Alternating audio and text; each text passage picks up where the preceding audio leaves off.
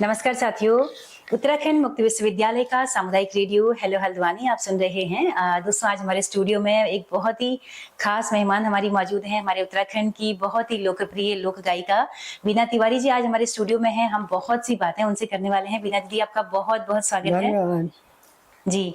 बीना दीदी के गाने 60 के दशक से लेके 90 के दशक तक या कहीं अभी 2010 तक दीदी ऑफिशियल तरीके से आकाशवाणी रामपुर से जुड़ी हुई थी, और उसके अलावा आकाशवाणी लखनऊ से एक तरह से एक छत्र गाने दीदी के रेडियो में बजते थे उस दौर में।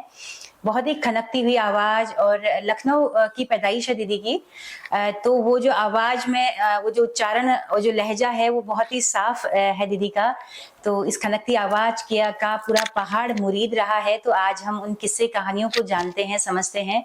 उस दौर में गायकी के फील्ड में होना बहुत आसान नहीं था महिलाओं के लिए।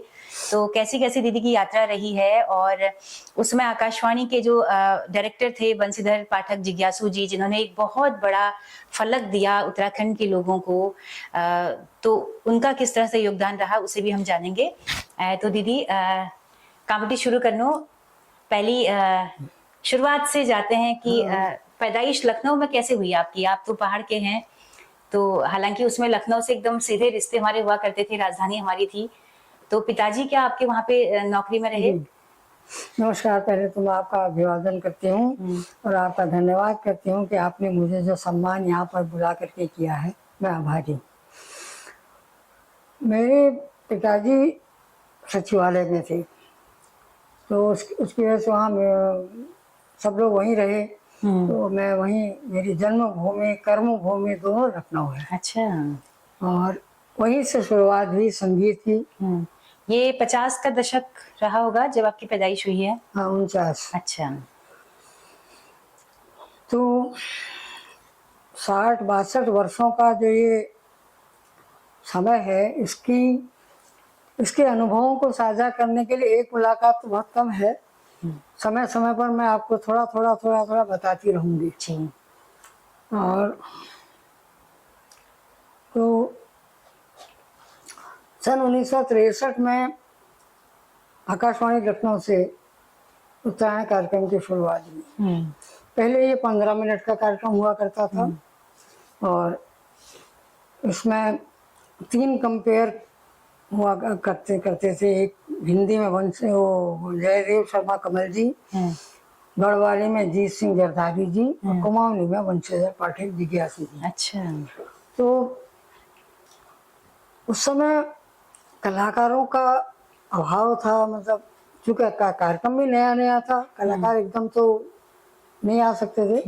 फिर धीरे धीरे जिज्ञासु जी ने कलाकारों की खोज प्रारंभ करी। अच्छा, ये उत्तरायण कार्यक्रम किसकी उपज था? बंशीधर पाठक जी की? अब ये तो मैं नहीं कह सकती कि किसने वो किया, पर ये है कि नहीं, पाठक जी तब कंपेयर से बता रहे हैं आप, तो वो क्या डायरेक्टर कंपेयरिंग करते थे वो।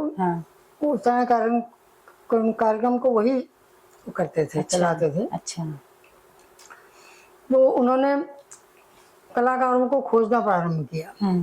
अच्छा, उस समय क्या होता था कि कलाकारों के अभाव में कोई भी कार्यक्रम हो, वार्ता लिखनी हो, तो एक ही आदमी वहाँ पर वार्ता कर रहा, नाटक भी और वो संगीत भी। तो धीरे धीरे जब उनको पता लगा कि मैं संगीत की छात्रा थी वहाँ भातखंडे संगीत महाविद्यालय में। अच्छा। तो मेरे पास आए, वो कहने कि हमारे यहाँ नया कार्यक्रम शुरू हुआ है, तो इसमें थोड़ा योगदान मिल जाए तो अच्छा है। तो मैं तैयार हो गई, मैं गई वहाँ। धीरे धीरे वहाँ पर कभी वार्ता मिल करती थी, और कभी कोई नाटक हुआ तो उसमें भी भाग ले लिया। बाकी संगीत में धीरे धीरे गीतों को देना प्रारंभ किया। उनके पास बड़े बड़े साहित्यकारों के, गीतकारों के गीत हुआ करते थे। वो धीरे धीरे कभी एक गीत, इसकी धुन बना के इसको गाना है, इसको करना है, वो ऐसे ही फिर मुझे दे देते थे। अच्छा। फिर मैं उनको तैयार करके उनकी रिकॉर्डिंग करती। अच्छा, तो धुनें कौन बनाता था? धुनें तो अब मैं ही बनाती थी जनरली। अब ऐसा होता है कभी कभी, जैसे कोई गीतकार है, वो किसी धुन को आधार बना करके गीत लिखते हैं। कोई धुन उनके दिमाग में होती है। तो अगर उस धुन में कुछ अच्छा समझ में आता तो उसी को थोड़ा सा और अच्छा करके वैसे उसी दिन को चला के, नहीं तो मैं अपनी बनाती थी। अच्छा अच्छा। तो दीदी आकाशवाणी से जुड़ने का ये समय कब का था? 60 का दशक हम कह सकते हैं? 1963 में, दशक 63 तो वही में, हुआ, 63 में। अच्छा 63 से शुरुआत हुई थी। अच्छा बाकी 2000 नहीं सॉरी 1962 अच्छा। के अंत में शुरुआत हुई थी। 63 से जाकर के इसने एक आकार पकड़ा था। हम्म। तो तब फिर मैं तो उस समय में थोड़ा उस समय के समाज के बारे में थोड़ा सा बता सकते हैं कि पहाड़ उस समय कैसा था? नई नई एक तरह से आजादी मिली है, 15-16 साल आजादी मिले हुए हैं, तो उस समय का जो भारत था, उस समय का जो समाज था, मनोरंजन के साधन तो केवल रेडियो ही एकमात्र हुआ करता था उस समय रेडियो पे। भी क्या, ट्रांजिस्टर हुआ करता था, ट्रांजिस्टर, हाँ। क्योंकि रेडियो हर जगह तो नहीं जा सकता।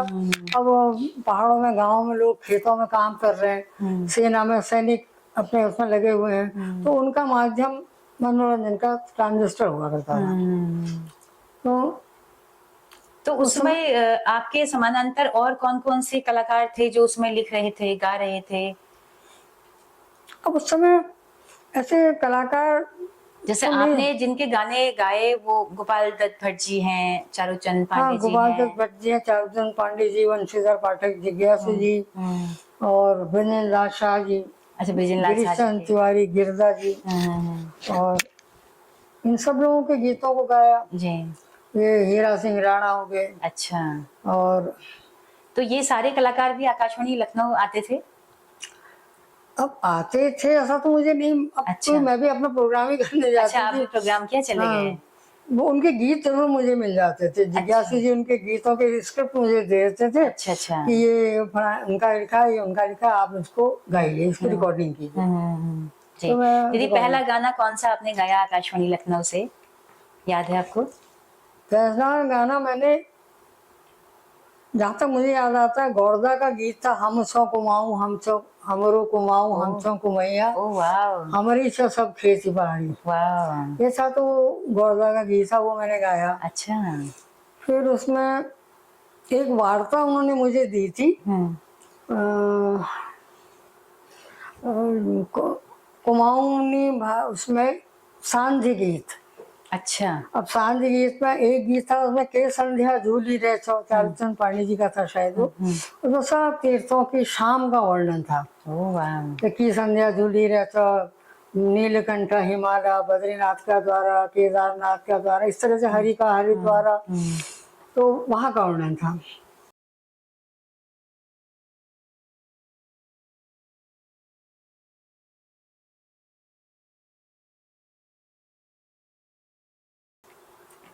एक गीत उस साधारण वार्ता थी, उसको मैंने गाया, तो उसमें ये पहला गीत ये था। एक था, देवी में देवी संध्या की देवी, के भली बाना संध्या की देवी। अच्छा एक ये था, और एक आध और थे। अच्छा तो इनमें तो धुन फिर मैंने शुरुआत करी बनाना। अच्छा। और कितने कितने अंतराल में आप आकाशवाणी आपको बुलाया जाता था? अब उनके महीने में एक उनके बार या? उनके कुछ नियम थे जिसके तहत वो बुला सकते थे, शायद साल में 3-4 बार या कुछ ऐसा था ना उनका। अच्छा अच्छा। तो उसमें होता ये था कि अब जैसे चारूचंद पांडे जी कहते थे, नहीं मेरे गीत तो आप उन्हें मीना से ही गवाइएगा। अच्छा तो वो लोग कहते थे कि साहब आकाशवाणी की भी एक सीमा है, एक कलाकार को हम फ्रिक्वेंटली तो नहीं बुला सकते। बहरहाल वो रखे रहते थे, जब चौथे महीने मेरा नंबर आता था फिर। अच्छा, तब आप गाते थे। तो लगभग कितने गाने आपने उनके लिखे हुए गाए होंगे?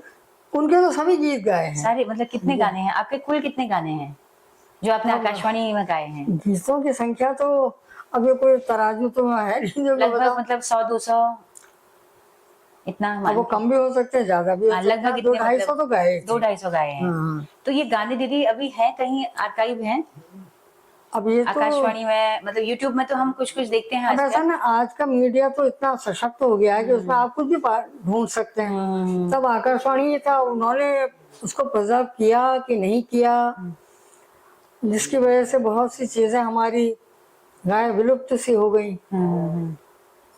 अब खुद ही याद नहीं रहता कि अरे हमने ये गीत गाया था, कहीं मिले तो याद। अब आज का जैसा समय होता तो हम भी सब प्रिजर्व कर लेते, अब नहीं सब प्रिजर्व कर लेते। तो 63 से आपने गाना शुरू किया, और कब तक आकाशवाणी लखनऊ में आप कब तक गाते रहे फिर? आकाशवाणी लखनऊ में मैं 76 तक तो थी। 76 तक थे। हाँ, फिर मेरी शादी हो गई तो मैं इधर उधर गई, लेकिन विजिटिंग आर्टिस्ट की हैसियत से और वैसे मैं गाती थी। अच्छा, तो 76 तक आप लखनऊ में ही रहे।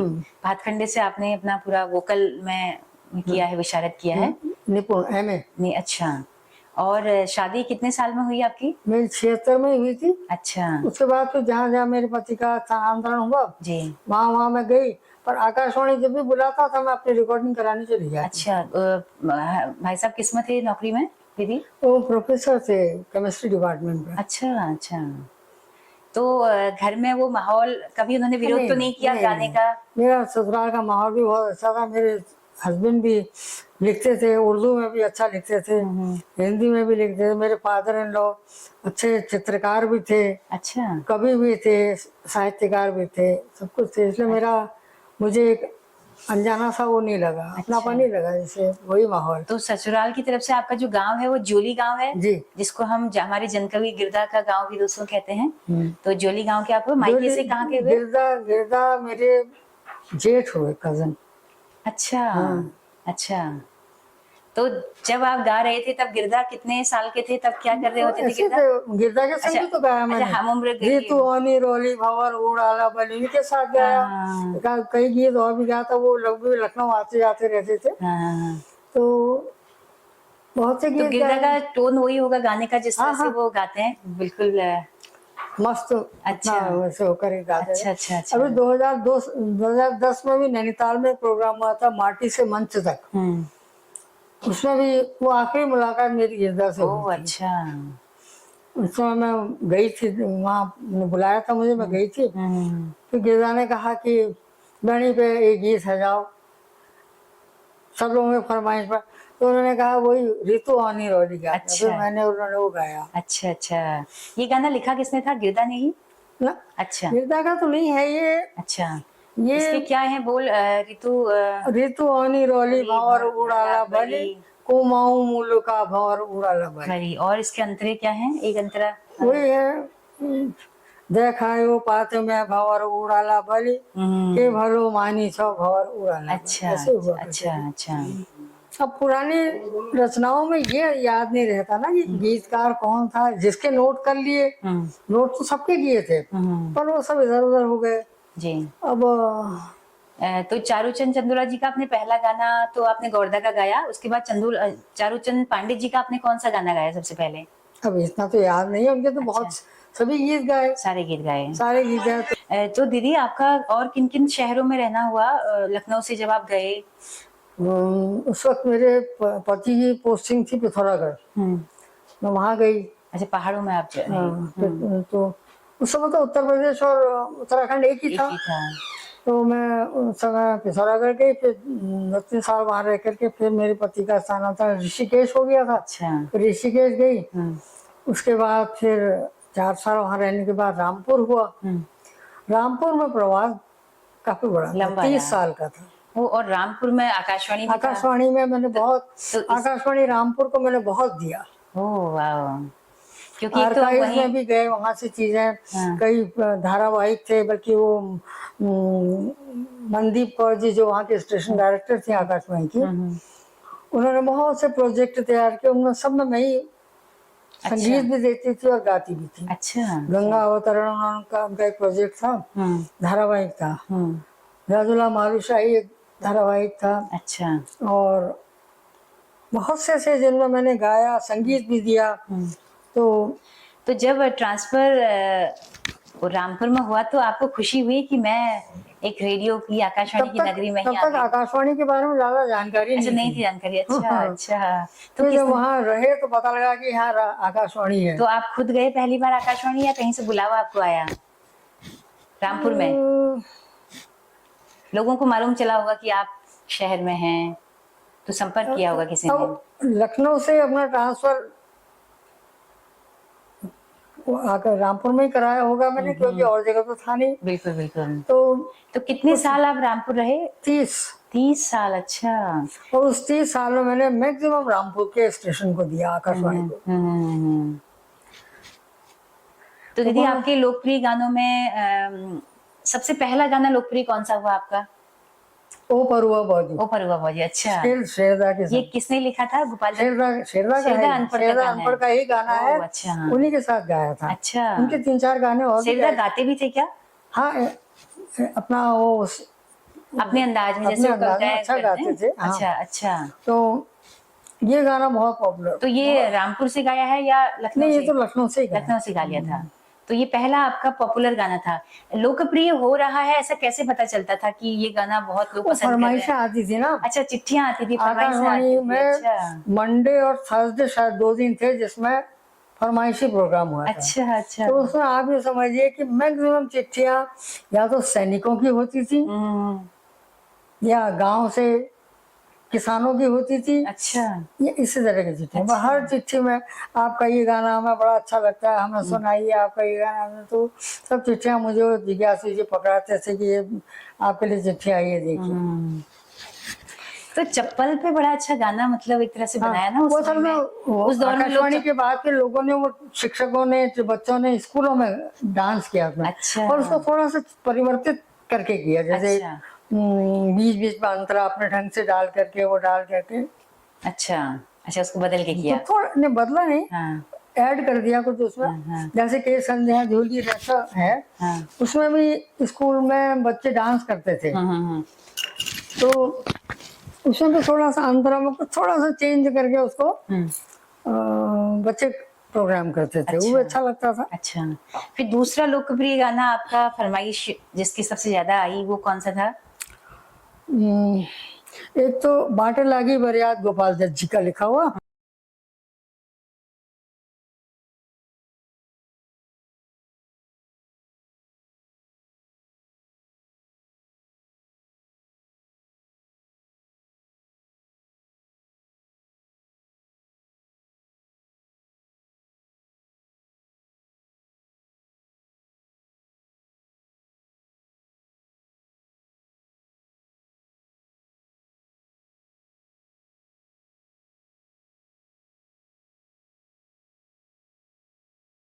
दूसरा पारा का भेड़पन जानिया बटोवारे, ये भी गोपाल दत्त जी का ही है। अच्छा उसकी वजह ये थी कि उस समय पहाड़ के लोगों का व्यवसाय दो ही थे, या तो खेती या पुरुष वर्ग लाम में चला जाता था, युद्ध के सेना में। सेना में चले जाता था। तो सेना में सैनिक जब चले जाते थे तो उन बेचारों के पास घर से दूर वो सालों सालों रहते थे। तो ये गीत ऐसा है गोपाल दत्त जी का, जिसमें एक पत्नी जो है, जिसका पति सेना में गया हुआ है, वो बेचारी परेशान सी है, तो बैठ जाती है सड़क में, आते जाते लोगों से कहती है कि पारा का भेड़ोपन जानिया बटोआ, तो उस तरफ जा रहे हो, मेरे पति के लिए जवाब ले जा दो। क्या बात। फिर वो पहचान बताती है कि देखो तू मेरे पास बैठ, मैं तुझे पहचान बताती हूँ, तू पहचानेगा कैसे। तो वो पहचान बताती है, वो कहती है कि उस गीत के अंदर कि भाई ऐसा ऐसा है, ये पहचान है उसकी, ये है, तुम पहचान करके मेरा जवाब दे देना।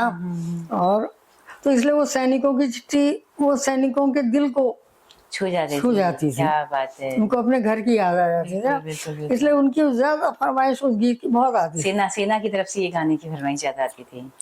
अच्छा, थोड़ा सा हम 2 लाइन गाना चाहेंगे क्या? पारा का भेड़ोपन जानिया पटोवारे, म्यारा उन्होंने एक निज बेजुबान, म्यारा उन्होंने एक निज बेजुबान।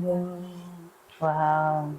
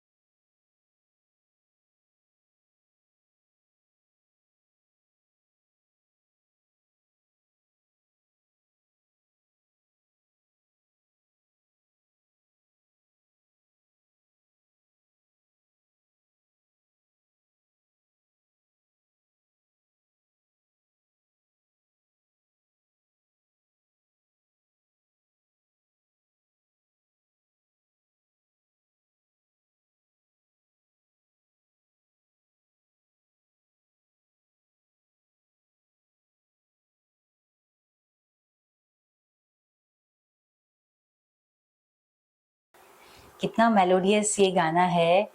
तो हम समझ पा रहे हैं कि सैनिक लोगों के कितने दिल को छूता होगा ये गाना दीदी ना। तभी तो उनकी फरमाइश बहुत आती थी इस हाँ गीत हाँ में। हाँ। और इसके बाद दीदी और कौन कौन से गानों की फरमाइश और ज्यादा? एक भट्ट जी का है बाट लागी बरियात, चेली भेंट डोली में। तो ये तो जब भी बारात जाती थी, बेटी विदा हो रही है, तो उस समय का ही सबसे हिट गाना होता था। अब ऐसा है ना कि उस और इस समय गानों की, को सुन के और रोना आता था हाँ, उसमें। वैल्यूज, उस समय की वैल्यूज कुछ और थी, रिश्तों की भी और उसकी भी। आजकल वैल्यूज कुछ और हैं। उस समय माता पिता अपनी बच्ची को संस्कार देते थे, विदा करते थे तो कुछ नसीहत सीख के साथ विदा करते थे कि बेटी जा, अब तेरा घर वही है, वही सास ससुर तेरे माता पिता हैं, देवर ननद सब तेरे भाई बहन हैं, उनका ध्यान रखना। और हम जब भी कोई त्योहार होगा, तेरे पिताजी आएंगे, बड़े भाई आएंगे, तुझे जो तेरा वो बनता है तुझे दे के जाएंगे, इसलिए उदास मत होना। आजकल माता पिता का कुछ दूसरा, तो दीदी समय बदल गया ना, लड़कियां उस समय नौकरियां कम करती थी, अपने पैरों पे खड़ी कम पढ़ी थी, लिखी नहीं थी उतनी, पढ़ी लिखी नहीं थी। तो आज और तो लड़कियां खुद होता कमा ये रही हैं, हाँ, खुद अपनी शादी के लिए पैसा इकट्ठा कर रही हैं, तो वो सिनारियो तो बदलना ही है ना। तो आज बेटी मजबूत स्थिति में है, तो उतना वो जो दुख कष्ट जो होते हैं, रोना कष्ट से भी आता है ना, कि आपके दुख होते थे, कष्ट होता था। आज लड़कियां जॉब कर रही हैं अलग अलग अच्छे अच्छे सेक्टर्स में, अपने को उस समय साबित ऐसा कर होता रही था, हैं। लड़की एक बार शादी होके विदा हुई तो कभी तीज त्योहारों में आ गई मायके तो आ गई, नहीं तो वहीं से उसकी अर्थी जाती थी, बहुत कम आना होता था। हाँ हाँ हाँ बिल्कुल। तीज त्योहार ही बहाना हुआ करते थे। अब आजकल तो कुछ क्या बताऊं, सभी कुछ बदल गया है। बिल्कुल दीदी, थोड़ा सा हम लोग अपने देखने सुनने वालों के लिए जानना चाह रहे हैं कि आकाशवाणी के भीतर का जो माहौल होता था, थोड़ा सा उसको बताइए कि आपके लिए जब बुलावा आता था, आप लोग जाते होंगे, बैठते होंगे, कितना घंटा आप लोग रहते थे वहां अंदर? एक घंटा नहीं, और अच्छा, वह रिकॉर्डिंग करी। क्या कोई रिहर्सल भी करनी होती थी, रियाज करना होता था? कितने टेक आप लेते थे? ना ना, ऐसा कुछ नहीं था। अरे कई कई बार तो हमको लाइव गाना पड़ा। अच्छा। रिकॉर्डिंग का कुछ या तकनीकी खराब हो गई, खराबी आ गई, या कुछ कोई असुविधा हो गई, तो कहते साहब आज लाइव गाने के पड़ेंगे आपको। अब वो लाइव गाने में थोड़ी घबराहट तो होती थी, तो मैंने सही होगा नहीं होगा, कहाँ से गा शुरू करेंगे, क्या करेंगे। तो वैसा भी हमने समय देखा है कि जो हुआ लाइव भी गा गए। तो सब कभी चीजों के लिए कभी तैयार कभी कोई यादगार पल रहा हो, कुछ साझा करना चाहें आप? कोई किस्से, कहानी, कुछ कोई हंसी मजाक की कुछ बातें होती अब होंगी? इस समय तो इतना याद नहीं है। ये होता था कि वहां पर ज्यादा संख्या तो होती नहीं थी, जिस चीज का प्रोग्राम हो वो आए, प्रोग्राम दिया चले गए। सिरदा अनपढ़ जी के साथ में कोई किस यादें हो उनके साथ गाने की? श्रद्धा अनमोल के साथ जो उनका एक गाना गाया मैंने, ओ परवा बाजू, हाँ। तो वो इतना ज्यादा प्रचलित हो गया कि एक दिन श्रद्धा कहने लगे, मेरी ईजा मुझसे कहती है कि तू तो गांव का हुआ, तूने तो उस एक्सेंट में उसको गा लिया, वो तो शहर की पढ़ी लिखी लड़की, उसने कैसे गाया? वाह। तो अच्छा, क्या बात हंसते है। थे। फिर मैंने कहा ये आप ही का वो है श्रद्धा, जी आपके संग गाते गाते मैं भी वहीं की हो गई। जी जी। तो दीदी ये गाना यूट्यूब वगैरह में तो मिल जाएगा ना, ऊपर बाजू? नहीं तो दो लाइन हम चाहेंगे कि मुझे आप जरूर मुझे गाना है। मुझे लगता नहीं है मिल पाएगा। जी जी जी। क्योंकि तो दीदी मैं सिरदा अनपढ़ बन जाती हूँ, आप नहीं जरा नहीं सा नहीं, वैसे थोड़ा सा जुगलबंदी सारी दे दीजिए। लाइन है उसकी ज्यादा। हाँ। ओ परुवा बोजू चपल केल्या छायस, फटफटनी होनी चपल केल्या छायस। अब वो फिर वो शेरदा कहने वाले, ओ परुली ई जातू कस मन से कस, धन तेरो में जाता है कस करूं मैं कस, ऐसा होता था। वाह, ये मतलब रामलीलाओं से लेके हर मंच पे ये मतलब हंसी ठिठोली के लिए बड़ा एक शानदार गाना हुआ करता था। फटफटनी होने वाला तो इतना चला ये। तो जब तक आवाज न करे तब तक वो चप्पल ही गया है ना। और चप्पल उसमें लखानी और महिला भी फरमाइश करने वाले, चप्पल पहनूंगे, फट फट फट फट आवाज होगी, करेंगे। और उस समय ये लखानी वाले चप्पल बड़े फेमस रहे, एक दौर रहा उनका भी ना। अब तो अलग अलग अंदाज के प्लास्टिक वाले कई भी तरह के चप्पल आ गए, उसमें वही हुआ करते थे। और तो दीदी और कौन से गाने रहे, थोड़ा सा बताइए। बाट लगी बरियाता वाले के लिए कितनी फरमाइशें आती थी? और कोई किस्सा है ऐसा कि किसी दुल्हन ने आपको कभी कोई पत्र लिखा हो, या कोई ऐसा कि रिश्ता तो क्योंकि याद हम है। भी इसी गाने को शादी बारातों में सुनते हुए बड़े हुए हैं। हम्म, तो मुझे याद है कि इसको ज्यादा रुलाता था हमें ये गीत, जैसे ही बजता था। और एक गाना था छाना बिलौरी हाँ, झंडिया बन, ओ ये तो बहुत ही लोकप्रिय गाना वो हुआ। बहुत जी चला, जी अब तो जी। ये बिल्कुल अंतरराष्ट्रीय स्तर पर पहुंच हाँ गया है। दीदी, ये गाना लिखा किसका है? इस बारे में मैं बिल्कुल याद नहीं है अच्छा मुझे कि किसने अच्छा लिखा है। अच्छा। कभी मुझे ऐसा लगता है कि शायद रीठा मोहन सिंह रीठागढ़ी ने लिखा, हम्म या ये एक शुद्ध रूप से लोकगीत है। हम्म अब ऐसा बहुत पुराना हो गया ना, याद ही नहीं किसका लिखा हुआ गीत है। तो दो लाइन इसकी हम जरूर सुनना चाहेंगे, क्योंकि इसमें असल में होता ये था ना, लोकगीत शुरू शुरू में बने कैसे। हम्म तो पुराने समय में लोग इतने पढ़े लिखे तो थे नहीं, या साहित्यकार थे ऐसा भी नहीं था। हाँ, थोड़ा बहुत उनके अंदर भाव रहते होंगे। अब दिन भर खेती वगैरह का करके वो करके सब अपने अपने व्यवसाय से थके हारे हो करके शाम को जब इकट्ठा होते होंगे, सब बैठते होंगे अपने अपने दिन की पूरी अच्छी बुरी बातें पीड़ा बताते हैं। बातें बताते होंगे। तो उसमें उसी में कभी ऐसा भी होता है, झोड़े ओड़े भी ऐसे बन जाते थे। दो लाइन एक ने गाई, मौज में आकर के दो लाइन गाई, अगले व्यक्ति ने दो लाइन इसमें और जोड़ दी, पूरा ऐसे ही जोड़ा बन जुड़ता गया। चला गया, एक गीत बन गया। वो एक लोकगीत का संज्ञा दे दी गई। बिल्कुल, उसका कोई एक लेखक नहीं होता है, वो जुबान पे जुबान हाँ जाते हाँ जाते हाँ, वो अपना सब रूप अपनी लेता है। अपनी जो भाव जिसके मन में हो वो। हाँ। तो तो छाना बिलौरी गाने ने पहाड़ को एक अलग तरीके से अभिव्यक्त किया। एक जो ब्याही हुई लड़की है उसके दुख को एक तरह से दिखाया।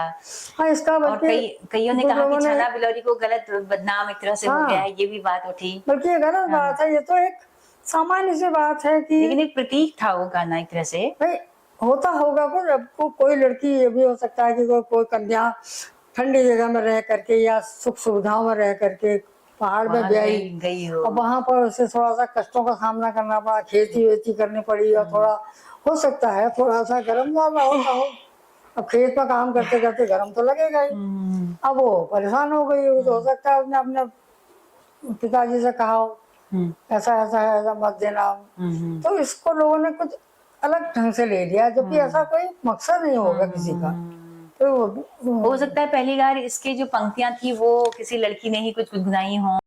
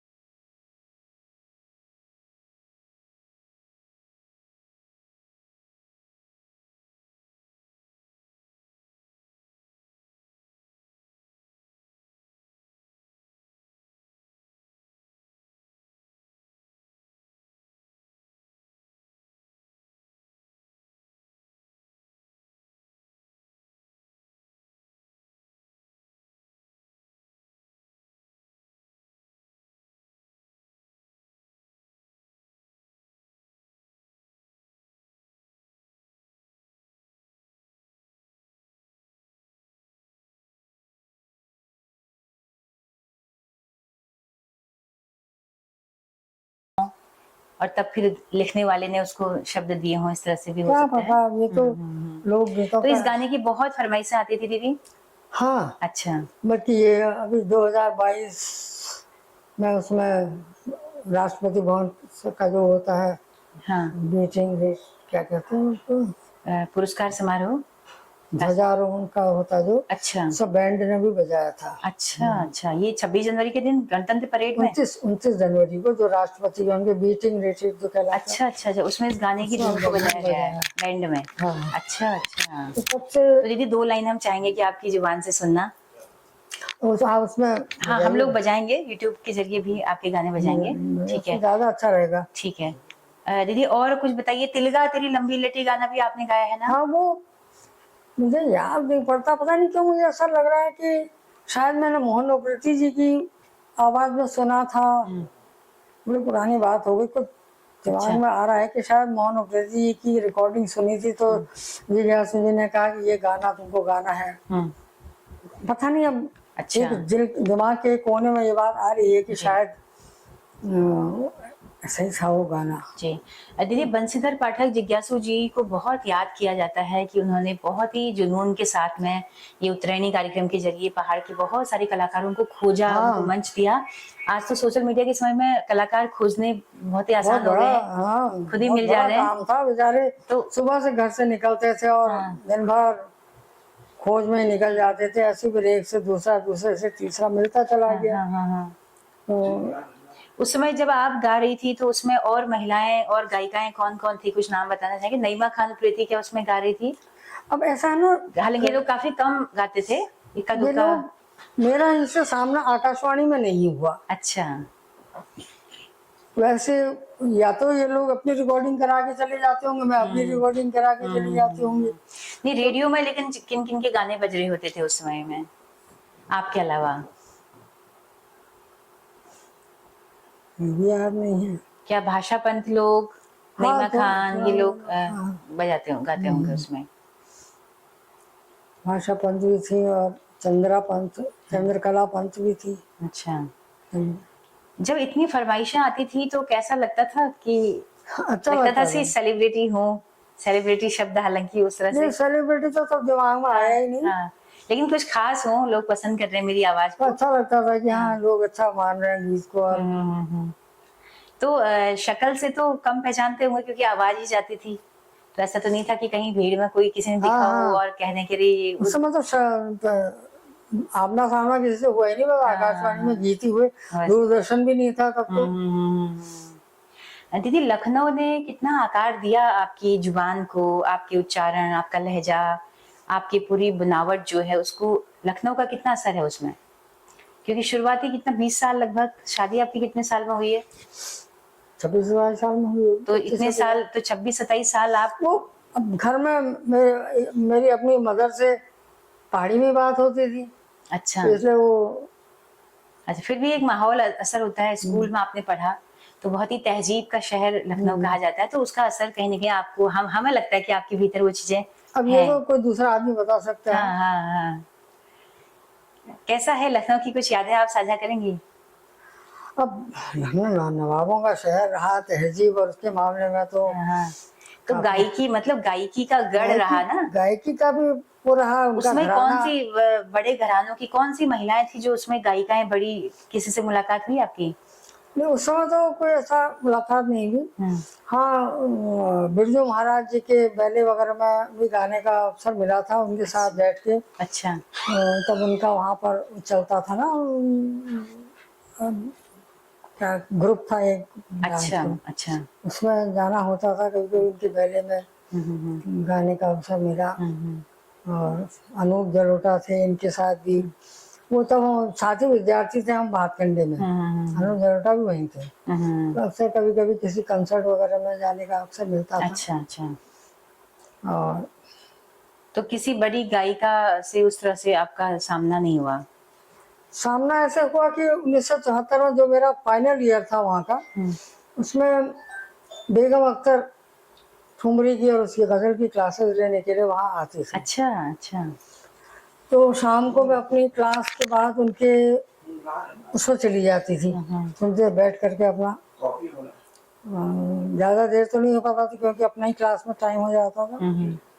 उसमें बैठने के बाद मैंने सोचा कुछ अच्छा वो मिल गया, थोड़ा सा प्लेटफॉर्म मुझे भी मिल जाएगा। पर दुर्भाग्य मेरा ये रहा कि वो उसी साल उनकी डेथ हो गई, तो वो ओह। भी बंद हो गया। अच्छा। फिर वहाँ 74 में फिर मेरा पूरा हो गया कोर्स। फिर मैं आकाशवाणी और इसमें ही सीमित रह गई, इसमें ही। और मैं जॉब भी करती थी तब लखनऊ में। अच्छा, क्या जॉब किया आपने? टीचर थी मैं वहाँ। अच्छा, स्कूल में पढ़ाया आपने? हाँ, अच्छा, म्यूजिक पढ़ाते थे? म्यूजिक पढ़ाती थी। अच्छा, म्यूजिक होता था उस समय क्लासेज में? हाँ क्यों नहीं, अच्छा। अच्छा। इंटर तक म्यूजिक था, वहाँ तो पढ़ाती दीदी, थी। शादी के बाद नहीं सोचा कि नौकरी करनी है? नहीं, अवसर तो कई मिले पर मैं ही नहीं गई। शादी के बाद फिर आकाशवाणी और यही मैंने सोचा कि बस अब अच्छा। तो जॉब के साथ। घर में क्या आप रियाज कर पाते थे रोजाना शाम को बैठ के, ऐसा कुछ? रियाज या समय नहीं मिल पाता था बच्चों के साथ, घर की जिम्मेदारियों के साथ? रियाज तो ऐसा नहीं कर पाती, करती थी मैं जो बहुत अपने विद्यार्थी जीवन में रियाज खूब किया। तो वही चलता रहा जो कुछ भी था। उसके बाद फिर कभी नहीं ऐसा लगा कि मुंबई फिल्म उद्योग में ना कुछ ना हाथ आजमाया ऐसी जाए? चाहत नहीं थी। ऐसा नहीं थी। अगर जाते बहुत आप तो उसमें बहुत आगे ऐसे बढ़ने की चाहत नहीं थी, कोई ऐसे क्योंकि ऑफर भी नहीं आए? अब तो इतना, आज तो मीडिया इतना सशक्त है ना कि 2 ही दिन में आदमी प्रचलित हो जाता है, बिल्कुल प्रसिद्ध हो बिल्कुल जाता है, तो सारी दुनिया जानने लगती है। बिल्कुल। तो तब कौन जानता था इतना। जी। तो रामपुर में 30 साल रहने के बाद फिर आप कहाँ गए उसके बाद?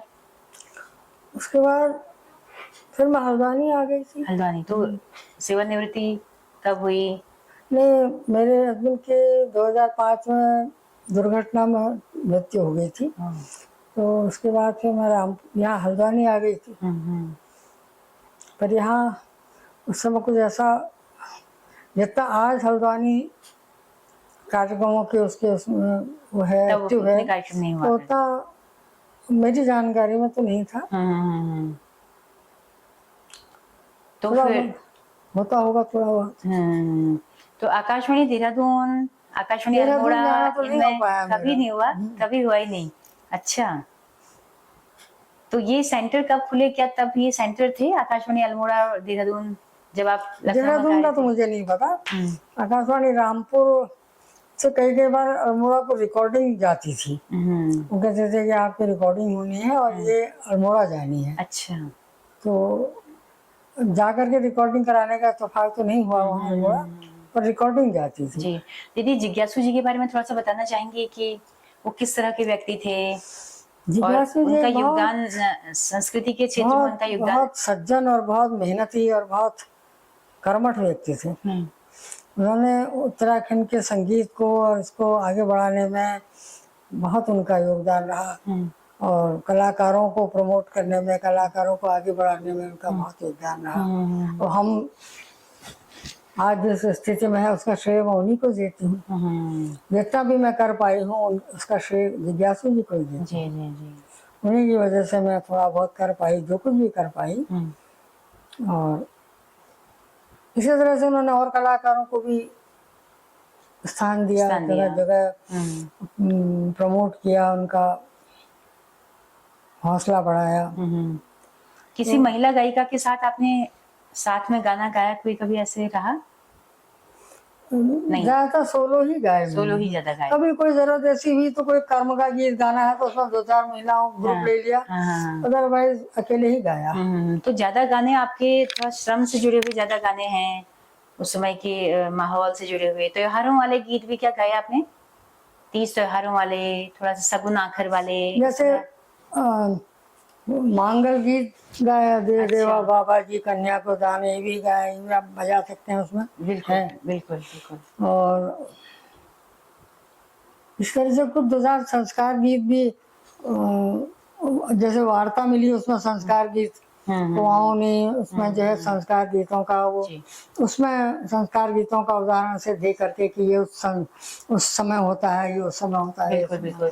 दीदी, अब थोड़ा सा मैं जानना चाहूंगी कि 90 के दशक आते आते गीतों में थोड़े बहुत बदलाव होने लग गए थे, है ना? ललित मोहन जोशी, माया उपाध्याय, कल्पना चौहान, इन सब के गाने कैसेट से टी सीरीज लगभग लोकप्रिय हो गई थी। असल में आपको बताऊं, मैं इसको न समझिएगा, मैं ज्यादातर इधर उधर ही रही ना, तो जितना एक्टिव मीडिया आज हो गया है, अगर ये तब हुआ होता तो सबके गाने में सुन पाती। तब ये सब था नहीं, ना मोबाइल का इतना चलन था। और तो इनसे परिचय मेरा जब मैं हल्द्वानी आई तब हो पाया। हाँ।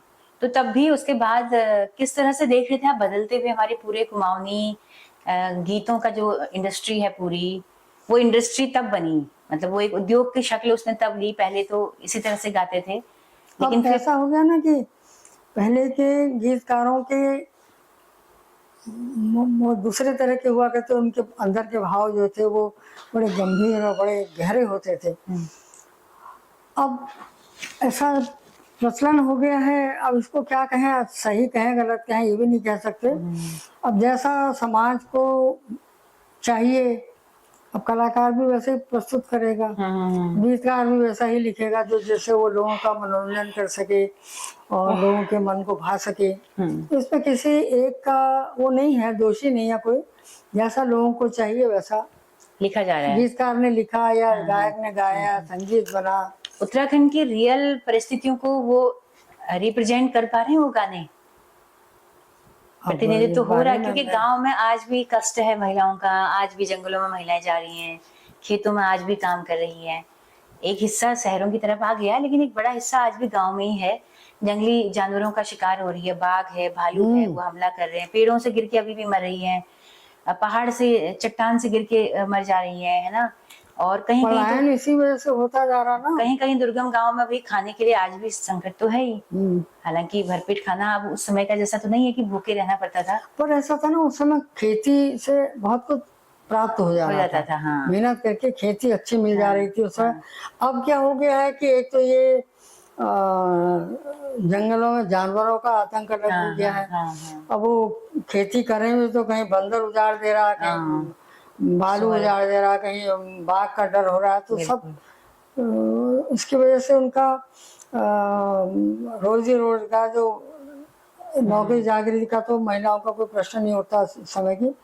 पर वो जिस तरह से अपना जीवन यापन कर ले रहे थे कि खेती से सब साग सब्जी फल फूल और ये जो कुछ है लगा करके सब व्यवसाय करके, अब वो प्रभावित हो गया। दीदी, हमारी जो पूर्णिमा पांडे जी हैं, नृत्यांगना, उनसे क्या मुलाकात थी? वो भी शायद लखनऊ में ही रहती थी। हाँ, वो वहीं भातकंडे में शिक्षिका थी। हाँ।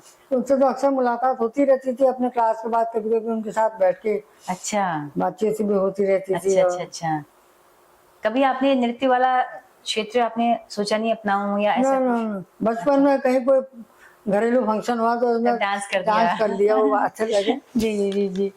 तो श्रोताओं, उम्मीद करती हूँ कि आप सबके मुताबिक मैं कुछ बातचीत दीदी से कर पा रही होंगी। अगर बोर हो रहे हैं तो माफ करिएगा।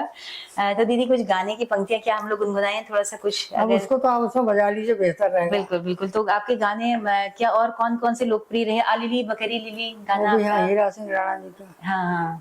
वो है। गढ़वाली भी गाए हैं मैंने, गढ़वाली अच्छा, गीतों का भी है। अच्छा। केशव अनुरागी जी का गीत है। तब उस समय केशव अनुरागी जी, अजीत सिंह नेगी और वो चंद सिंह राही जी और इन सब लोगों के साथ कई बार मिलना हुआ आकाशवाणी में। अब आज तो कोई रहे नहीं। अब उनके बच्चे आगे को कर तो रहे हैं, पर उनसे कभी परिचय हुआ नहीं। आपका कभी मन नहीं हुआ कि कोई गीत मैं भी लिखूं, कोई कविता लिखूं, लिखने की तरफ कभी नहीं, रुझान? वो पक्ष मेरा जरा सामान्य ही रहा। कहीं पर छोटा मोटा सुधार करना हो तो वो बात दूसरी है, अदरवाइज लिखने का उतना प्रयास अभ्यास ही नहीं रहा। जी। आपके दौर में न उतनी सुविधाएं थी, उसके बावजूद भी आप गायकी के क्षेत्र में गई, इतना लोकप्रिय हुई। आज की महिला गायिकाओं के लिए आप क्या कहना चाहेंगे? मैं महिला गायिकाओं के लिए ही नहीं, मैं ये चाहूंगी कि समस्त जो आज नई पीढ़ी जो आगे बढ़ रही है, इनका सौभाग्य है कि इनको इतने प्लेटफॉर्म मिल रहे हैं कि ये हर जगह अपनी प्रतिभा का इस्तेमाल कर सकते हैं। प्रतिभा में भी कमी नहीं है, प्रतिभा भी है, पर ये कुछ मुझे ऐसा लगता है दिशा भ्रमित से हो गए हैं। इनकी समझ में नहीं आ रहा है कि हम क्या करें, किस ओर जाएं। एक तो पक्षी है कि 2 ही दिन में प्रसिद्धि हासिल करने वाली, देख रहे हैं वो लोगों को कि ये गाना 2 दिन चला और फिर वो प्रसिद्ध हो गए। तो उसमें वो जो उसकी मूल जड़ है संगीत की, उससे कई दूर जा रहे हैं। बस वो आगे बढ़ने की होड़ में है, उन्हें ये नहीं पता हम कहाँ जा रहे हैं, क्या कर रहे हैं। प्लेटफॉर्म उन्हें इतने मिल रहे हैं, हमारे समय में तो कुछ था ही नहीं। जी दीदी, थोड़ा सा अगर आर्थिक नजरिए से बात करें तो कलाकारों की जिंदगी में कोई बड़ा परिवर्तन आप देखती हैं? उस समय आकाशवाणी में मानदेय आपको कितना मिला करता था? पहले गाने के लिए आपको कितना आपका मानदेय मिला था? हमारा 20 रुपया मिलता। अच्छा, 20 रुपया? 20 रुपए का चेक मिलता था, बस हम खुश थे उसमें। आप क्या किया था अपने पहले चेक का? कुछ अपने लिए खरीदा था? याद नहीं है। अच्छा, कभी अपने हस्बैंड को भी दिया आपने चेक, ये मेरी कमाई? उसके बाद तो फिर वो एक कभी कभी विजिटिंग कलाकार के रूप में मैं जब कभी लखनऊ आई, तब कितना मिलता था? अब इतना याद नहीं है। अच्छा, मतलब 20 रुपए कब बढ़ के 2000, 1000 हुआ? फिर आकाशवाणी रामपुर से जो कुछ मिला। रामपुर से कितना मिलता था तब के समय में? 500 तक हो गया था? नहीं, ज्यादा था शायद। अच्छा, तो याद ही नहीं है। अच्छा, तो 20 रुपए से सफर शुरू आपने किया। और आकाशवाणी का जो घोषित कलाकार थी उसको आप 2010 तक आप रही हैं। 2010 तक आप आकाशवाणी की लिस्ट में थी रामपुर कलाकारों की? तक तो मैं रामपुर की रामपुर रही। तक थी, अच्छा। बहुत प्रोग्राम किए रामपुर में, आर्काइव्स में भी प्रोग्राम गए दिल्ली। और तो सरकारों से कोई उम्मीद आपको कि संस्कृति कलाकारों के लिए उनकी आर्थिक जरूरतों के लिए क्या करना चाहिए? क्या कोई सुझाव आपके अब हों? इस विषय में मैं क्या कहूँ, मैं प्रोत्साहन। कलाकार क्यों हमेशा गरीब रह जाता है आर्थिक नजरिए से, वैसे जबकि इतना समृद्ध है? नहीं, कलाकार में भी एक पक्ष तो काफी कुछ अच्छा। हासिल कर रहा है अपने प्रोग्राम के जरिए, उसके जरिए और कई और माध्यमों से। एक पक्ष थोड़ा कमजोर है। वह है। जी। अब इस तो विषय में ज्यादा कहना उचित नहीं है, मैं कुछ कहना। जी जी। तो दोस्तों, बीना दीदी के गाने हम लोग समय समय पे बजाएंगे और दीदी को फिर से बुलाएंगे। उन गानों पर, पर्टिकुलरली एक एक गाने पर हम लोग बातचीत कर सकते हैं, उनके किस्से कहानियों पर। तो आज की इस लंबी बातचीत को आपने सुना, इतने धैर्य के साथ आप अंत तक हमारे साथ बने रहे। जो जो भी लोग अंत तक बने हैं उन सबका बहुत बहुत शुक्रिया। और दीदी, हाँ, जो कुछ अभी तो 60-62 साल का अनुभव जो है वो एक मुलाकात में तो पूरा होता नहीं। बहुत कुछ कही अनकही बातें रह जाती हैं। फिर कभी जिंदगी रही तो आपसे दोबारा मुलाकात होगी, तब आपसे दोबारा बातचीत होगी, बहुत कुछ साझा करने का। जरूर जरूर दीदी। तो दीदी आपने इतना मुझे बहुत समय दिया, अच्छा लगा, आपने मुझे यहाँ पर आमंत्रित करके जो सम्मान दिया, मैं अनेक अनेक धन्यवाद कहती हूँ, आभार व्यक्त करती हूँ अपना। तो बहुत शुक्रिया दीदी, बहुत बहुत धन्यवाद। जी जी। तो दोस्तों, अगर आप इस कार्यक्रम को देश दुनिया में कहीं भी सुनना चाहते हैं, सुदूर पहाड़ों में सुनना चाहते हैं, तो आप प्ले स्टोर पे जाके हेलो हल्द्वानी ऐप को अपने मोबाइल पर इंस्टॉल कर सकते हैं और सुबह 6 बजे से लेकर रात 9 बजे तक आप इन कार्यक्रमों का लुत्फ उठा सकते हैं। और हमारा यूट्यूब चैनल भी है, फेसबुक पेज है। आपके फीडबैक का हमें बहुत बेसब्री से इंतजार रहेगा। तो इसी के साथ में हमारी लोक गायिका बीना तिवारी दीदी के साथ अपनी रेडियो द घड़ी सुनीता भास्कर को दीजिए इजाजत। नमस्कार। बहुत बहुत धन्यवाद।